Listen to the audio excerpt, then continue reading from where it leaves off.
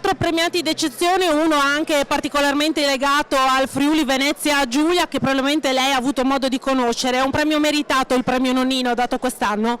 Ma assolutamente, credo che abbia colto anche l'atmosfera e quelle che sono le esigenze che vengono da un momento storico così complicato. Sono particolarmente orgogliosa per il premio Peppe perché credo che sia il frutto dell'ottimo lavoro che è stato fatto in questi anni, in questi tanti anni a Trieste, ma non solo a Trieste, è una eccellenza nel campo della sanità e credo che sia davvero importante.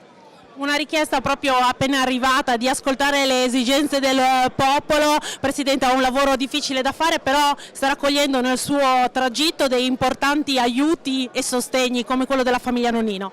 Beh, credo che abbiano compreso quanto sia necessario cambiare, migliorare questo Paese, fare le riforme e soprattutto trovarci preparati di fronte a una crisi così travolgente. Credo che la famiglia Nonnino, che è tanto attenta a quelle che sono le richieste che vengono dal popolo, dalla gente, lo ha ben presente e lo fa anche attraverso queste iniziative così straordinarie.